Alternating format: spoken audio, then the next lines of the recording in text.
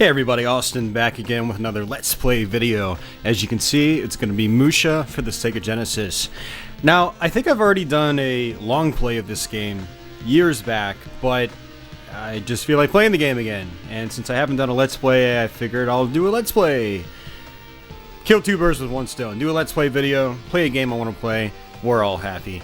So, we're going to play in the stock, normal setting on this playthrough. I want to say on my long play I tried hard mode, and I'm not sure if I actually succeeded or not, but hard mode is actually kind of hard towards the end of the game, so we're not going to bother with that.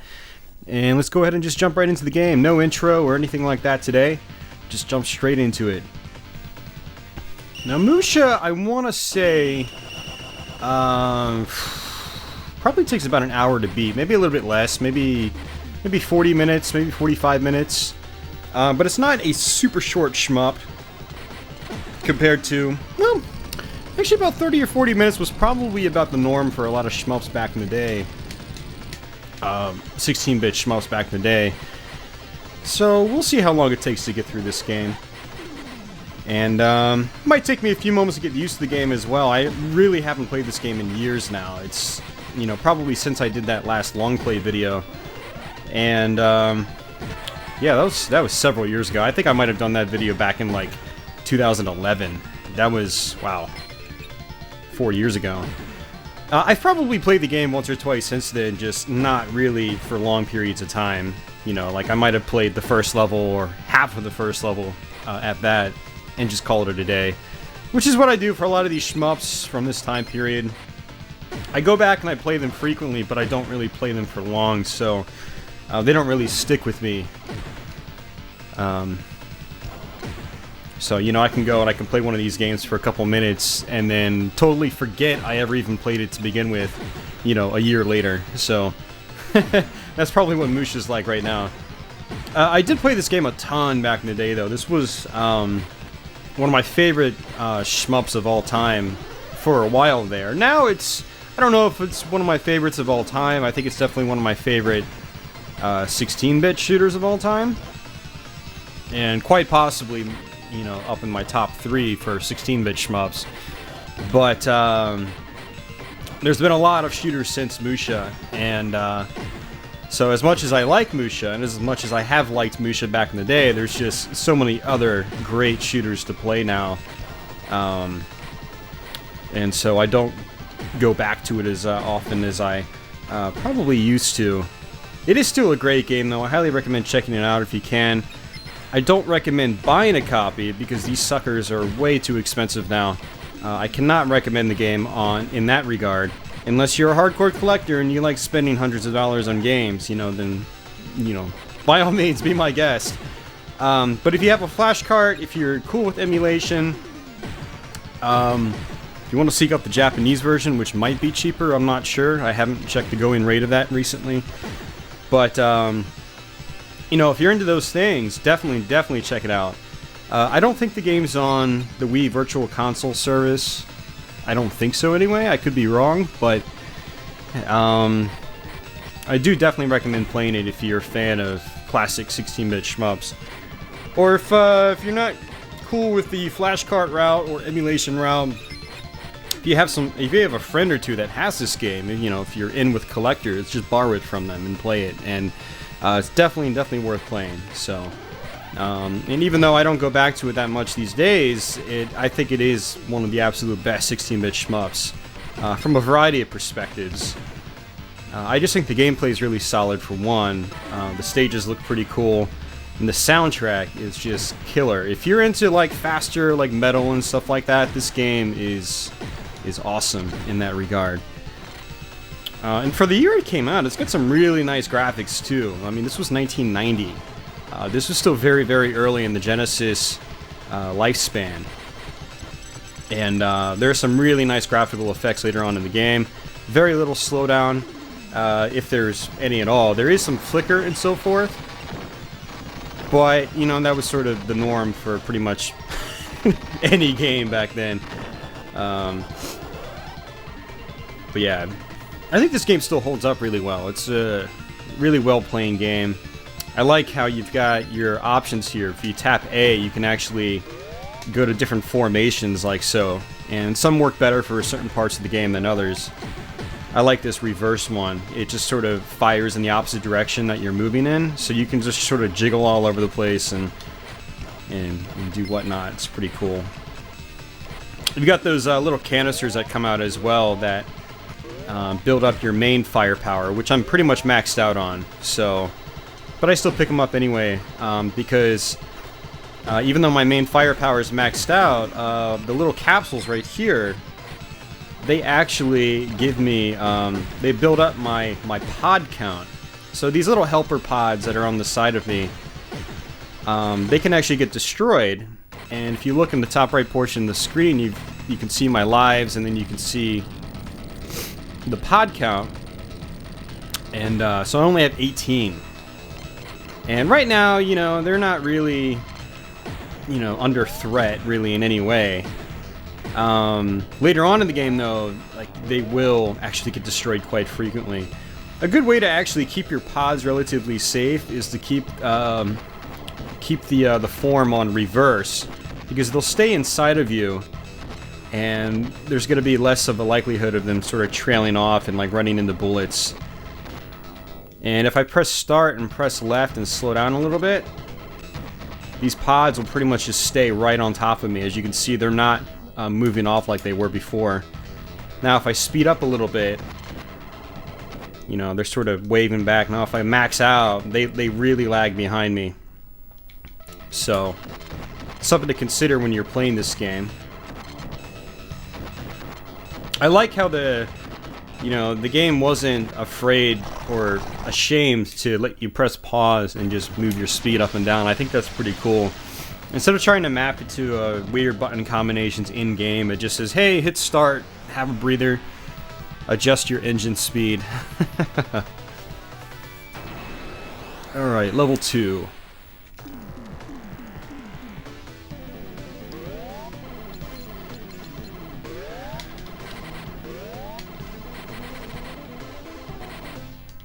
I'm gonna go ahead and speed up a little bit too. So I've been using the sort of the lightning beam or whatever you want to call it for, you know, that whole first level. So I'll go ahead and switch it up to this guy right here, the orange power up. This is actually maxed out, and so this sort of like little black hole sort of thing pops out and it sucks enemies in, and very useful. I actually prefer the firepower level right below this. Not quite maxed out, but kind of close. I actually think it just does more damage, and it doesn't have the black hole thing. And also your sort of side bombs that are coming out are more useful. So actually, if I slam into some enemies...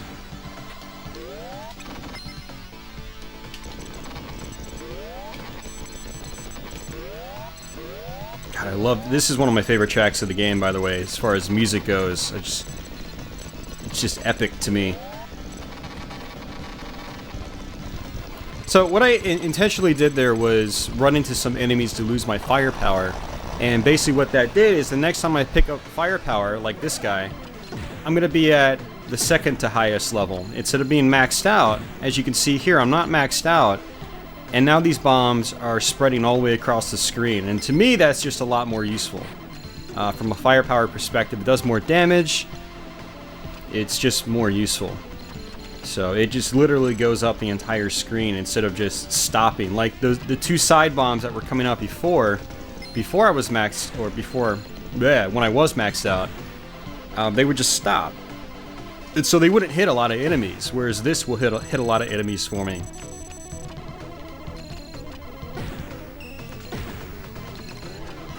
It spreads out a little bit, which is great.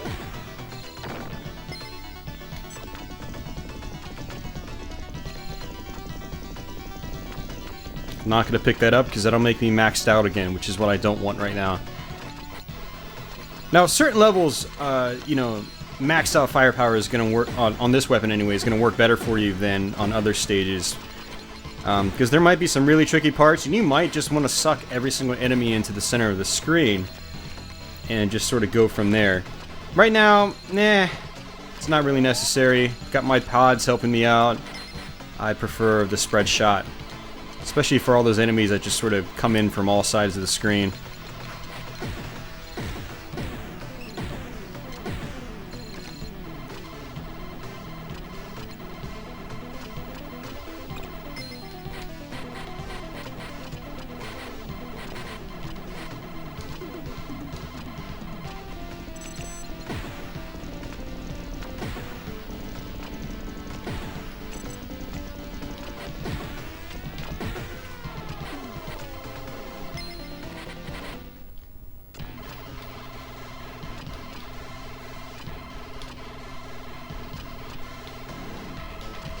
I'm going to switch up to this one too. This is just a shield weapon, and not that useful for this boss when it's not maxed out. When it is maxed out, it actually starts shooting out projectiles, which is very nice.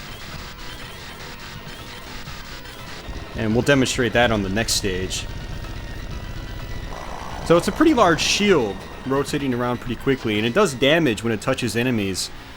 But maxed out is where this weapon's at, because it shoots out these tiny little projectiles that go fairly slow, and they do some damage and whatnot, which makes life a little bit easier in certain areas.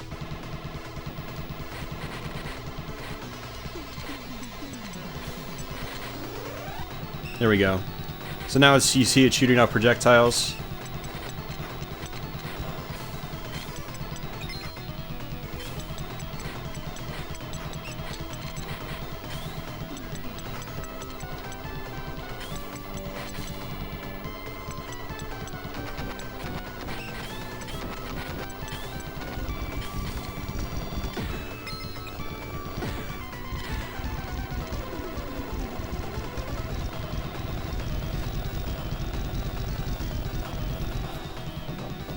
Really cool graphical effect right here with the floor falling. I'm sure in 1990 this just looked absolutely stunning. Even in the mid-90s when I first played this game, I thought it looked really cool. It's got tons of layers of background scrolling.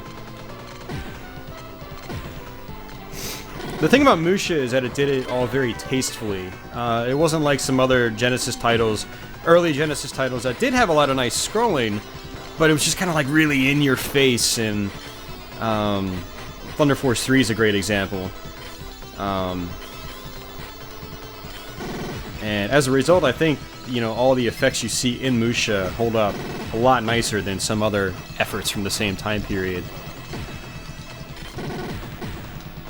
And I think that's why you see MUSHA being ridiculously expensive, because, you know, I think people recognize that fact, that it is...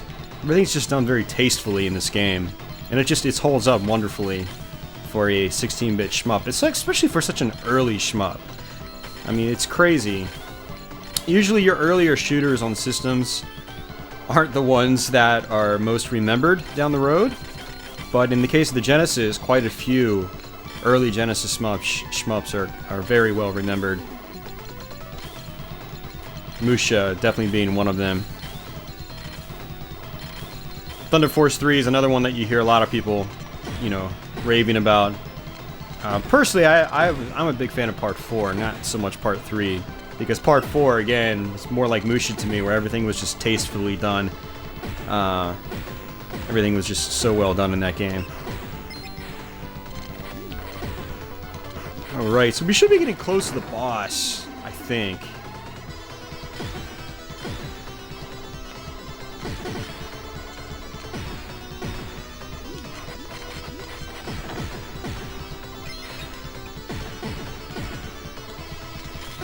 It's crazy to think there's pretty much no slowdown either. I mean, there is a lot happening on screen.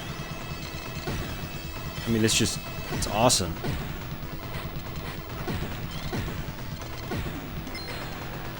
One of the complaints I've heard people say about this game, and I definitely get where they're coming from, is that the levels tend to be wide open, and they just sort of pile on enemies at you. Just enemy after enemy after enemy, almost in a seemingly random nature. And I definitely get that. And that was, for me, that was a major issue with the earlier aleste games, MUSHA is a part of a series in Japan called Aleste. And God, it must have been the third or fourth game of the series by 1990. I don't remember. And sort of the signature trait of those games was just having big, wide stages with very little background objects, foreground objects, I should say, that you can like slam into and whatnot, and just tons and tons of enemies coming down at you from all sides of the screen. And M.U.S.H.A sort of keeps in line with that. Although the enemy designs in this game, I think, require sometimes a little more thought to take out. It's not just swarms of like popcorn enemies for the most part. And the popcorn enemies that are there, I think, come down in solid patterns. You know, like these guys, those little white dudes that were on screen. You know, they don't always come down in the exact same pattern. You know, they mix up the patterns and whatnot, which definitely helps. And every level does have considerably different enemies. Like you get these ship things, these guys that shoot out the lasers. So you do have to react to the enemies differently from stage to stage, which is nice, and that keeps it interesting. And then the background effects definitely keep things alive, I think. You know, you've got these clouds right now that are kicking in, and those are going to actually pretty much cover the entire screen in just a few moments. So there's little details like that, I think, that help keep the game exciting despite its openness.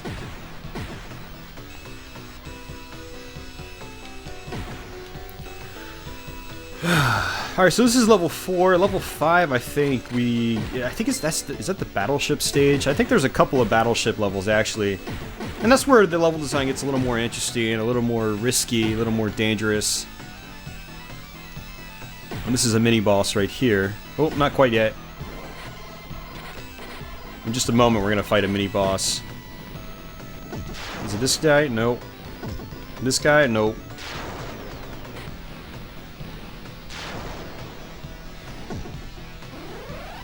Maybe it's not mini-bosses. I thought it was mini-bosses. I remember the guys with, like, the little ball and chains, which is these guys popping up.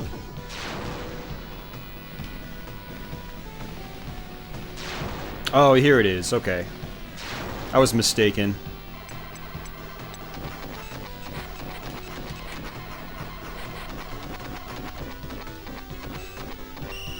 So it looks like your pods actually absorb bullets as well, which is interesting.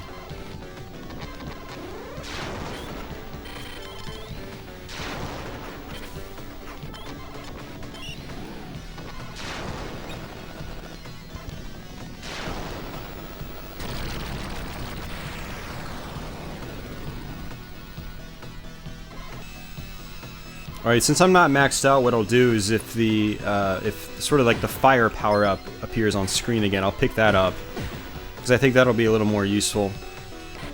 Remember, it spreads out and goes all the way across the screen, just like this.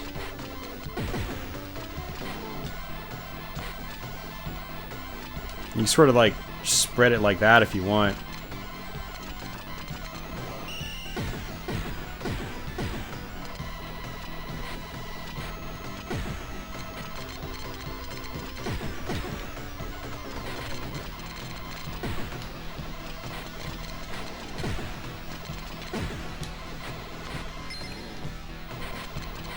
Always pick up the little canisters that pop out.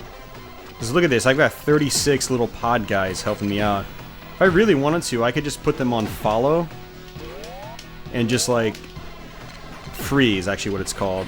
They just literally home in on enemies. But you lose them a lot faster. You know, they get eaten up like popcorn, basically.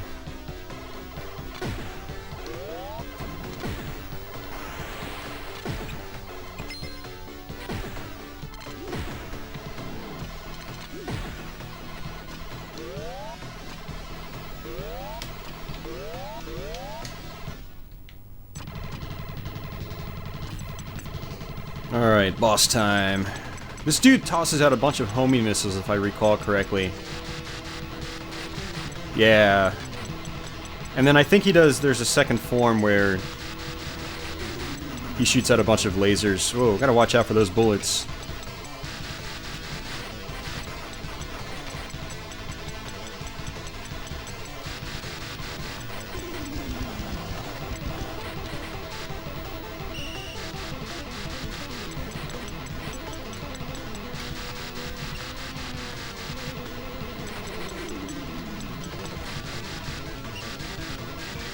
Gotta be careful because when you lose your firepower, your special weapons anyway, the next hit means you die.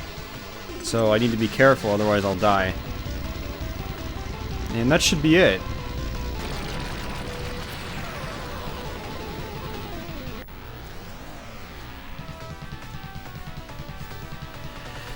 Alright, on to level 5. We're a little over halfway through the game. I want to say the game has 7 or 8 stages.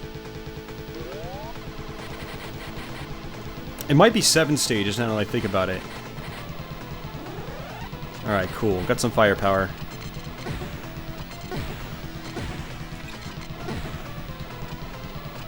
This level's got a great driving tune as well. You know, it's very metal by Sega Genesis standards. One of my favorite tracks in the game as well. I mean, this whole soundtrack is phenomenal, I think.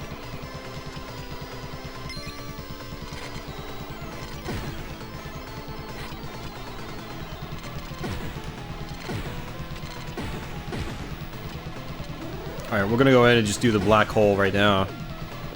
Yeah, suck those enemies in. If you have a lot of kamikaze enemies that just sort of come in towards you, sometimes using the black hole weapon can help you just get them away from you, basically. And the great thing is that it sucks them in literally like straight in front of you.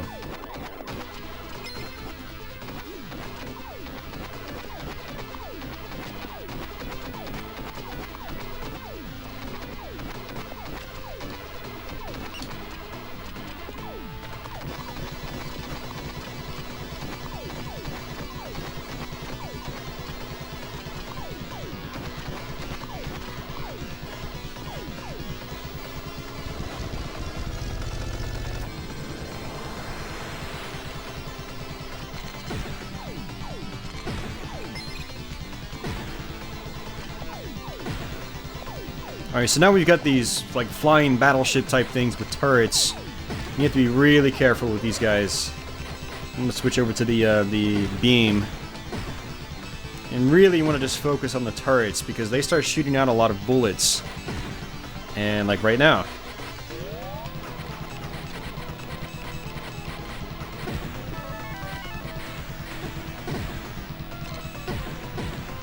Well, that was actually pretty good. Normally I get hit there. And so that was actually pretty nice. I'll take that. But I put my pods on free, so they were literally just home in on these guys, and hopefully take them out faster. Now, since I've got this this power up here, I want to sort of just leave it there until I get hit. If I get hit, looks like I'm not getting hit, so it's just gone off the screen. But again, when you get hit, you lose your special firepower, and then one more hit after that, you die. So your special firepower also acts as a shield, basically. Also acts as points if you're already maxed out. Might even give you points if you're not maxed out, I'm not sure. So again, we'll leave this special firepower here in case I get hit. And nope, didn't get hit, so I'm not going to grab it.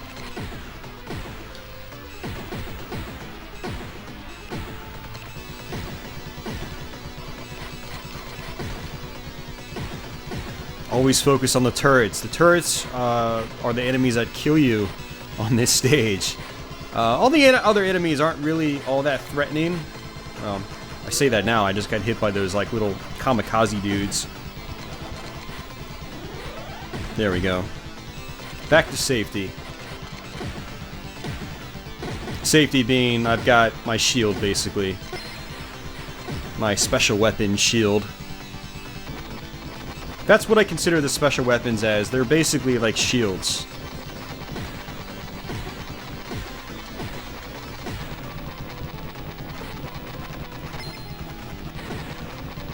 Oh, that's not good.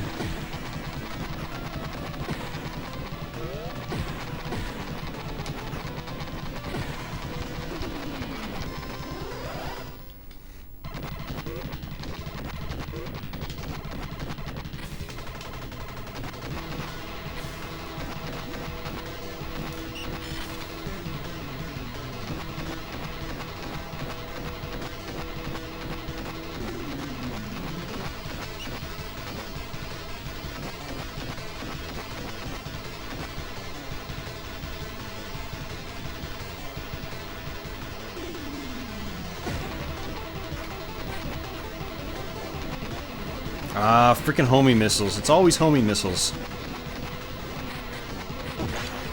Ah, first death. You gotta watch out for those homing missiles. That's the part that'll get you.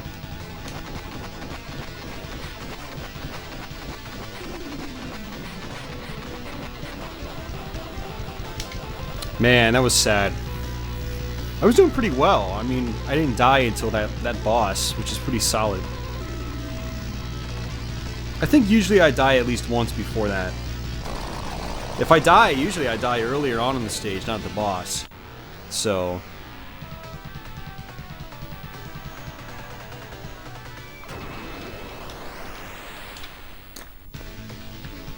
okay, yeah, we're definitely one more stage to go after this, and then that's it. So M.U.S.H.A is not quite as long as I thought it was. Although this level you have to be a little careful on. It is, you know, we're getting towards the end of the game, so it starts to pick up in difficulty a little bit. And I'm going to take my pods off free. I'd like to save my pods for that final stage if I can.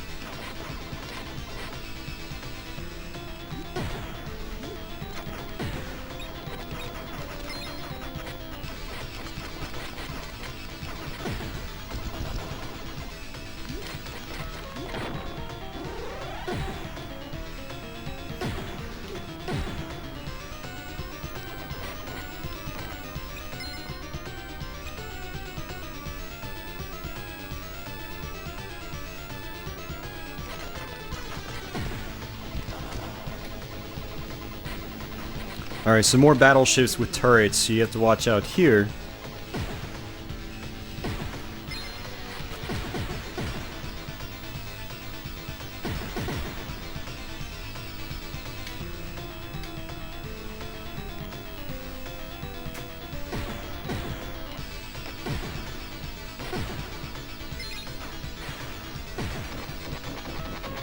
Always focus on the turrets if you can.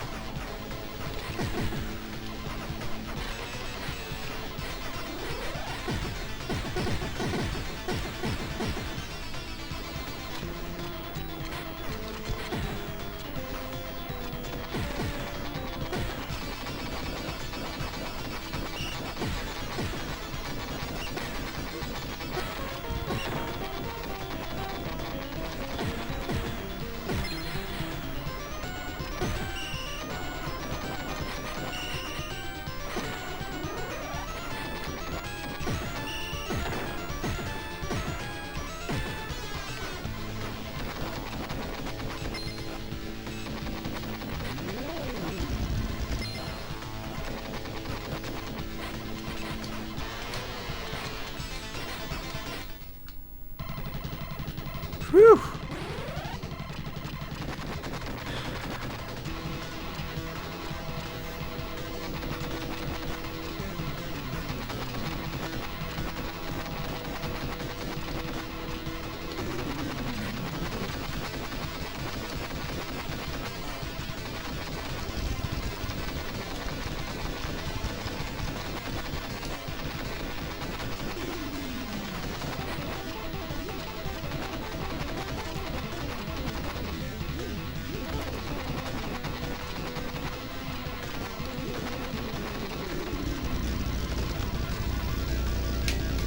Alright guys, final stage. We're almost there.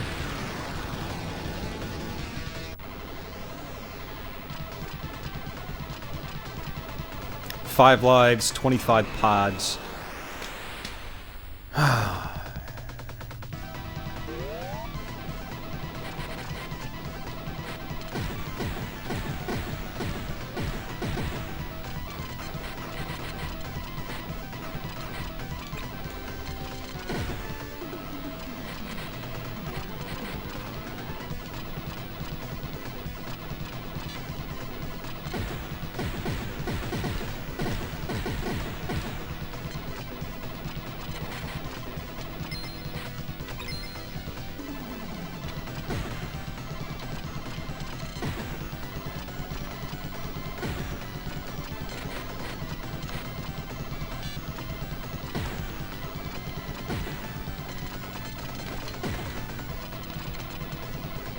Alright, these guys you gotta watch out for. They unleash these, like, rockets that come out, and I don't think you can actually destroy them.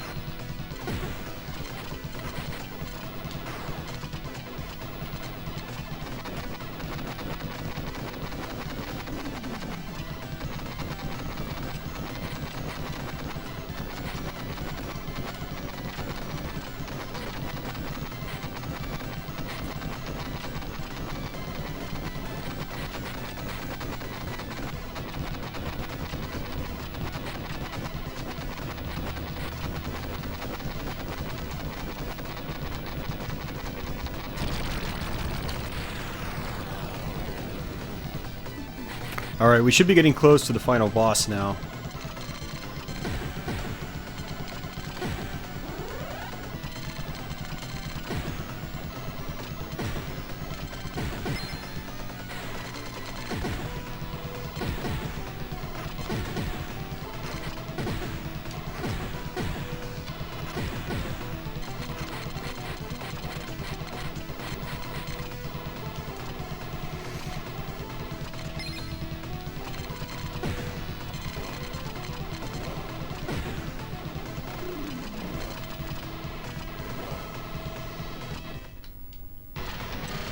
Alright, here we go.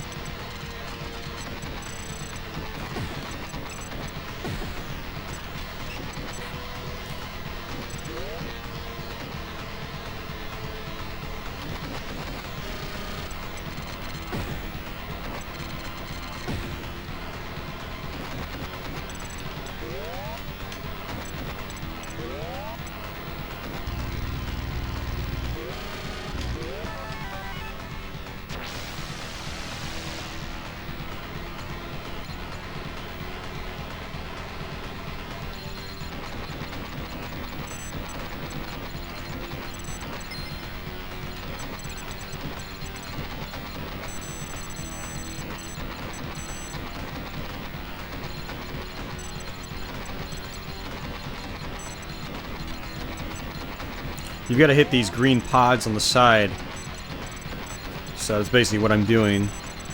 I like to use the reverse power-up because you can get it to where basically the bullets from your pods are just shooting straight ahead along with you.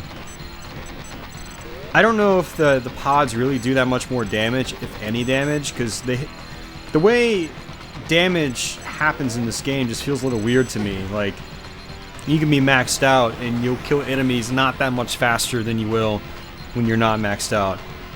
So I'm wondering if certain attacks just take priority.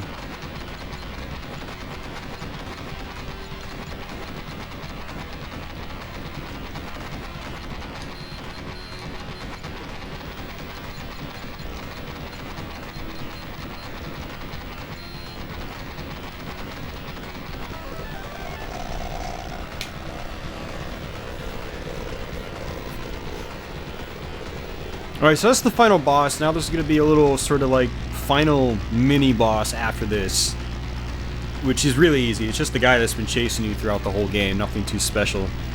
And then we'll pretty much be at the ending.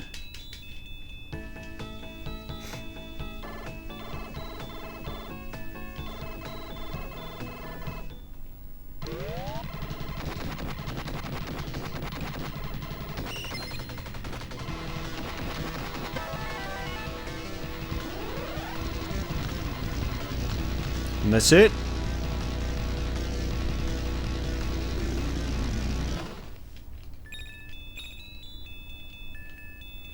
Okay, so the canisters give you a little bit of points too. That's good to know if you're trying to play for a high score.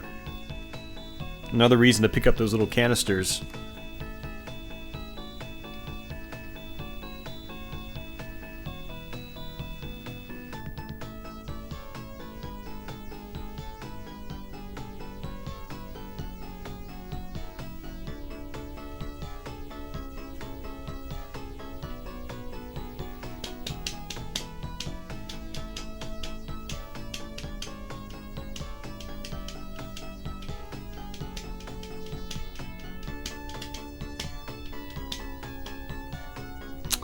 M.U.S.H.A. Classic.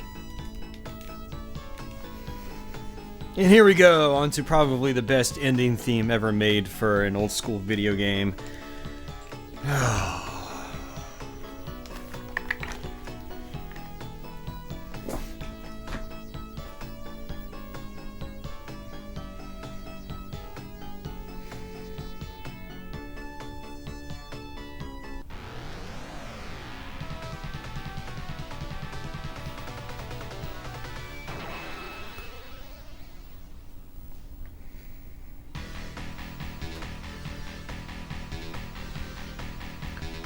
Alright guys, well that's basically it. That's M.U.S.H.A for you on normal difficulty. One death? Did I just die once? It's a shame I died on that one boss, because I could have done it without dying. I'm pretty sure I've done this game without dying before, back in the day. I don't know, have I? I don't know, it's not that difficult of a game. I think pretty much anybody with an ounce of eye-hand coordination and reflexes should be able to eventually be able to beat this game. It's not a terribly challenging shmup. It's just good. Everything about it I think is really solid. And as I've already, stated earlier in the video. And it's a great shooter. If you haven't played it, try to play it if you can, one way or another. And I think you'll definitely enjoy it. So, not much else to talk about, guys. Thanks for watching. If you stuck around this long, feel free to post some comments below. If you're new to my channel, feel free to hit that subscribe button. I've got a lot of other videos like this on my channel. You can sort of go back and sift through and check out if you like this sort of video. So, but to everybody else out there, thanks for watching as usual. I'll be back soon with some kind of video. I don't know what kind of video, but it's going to be some kind of video. So just stay tuned. So, M.U.S.H.A, guys. Take it easy.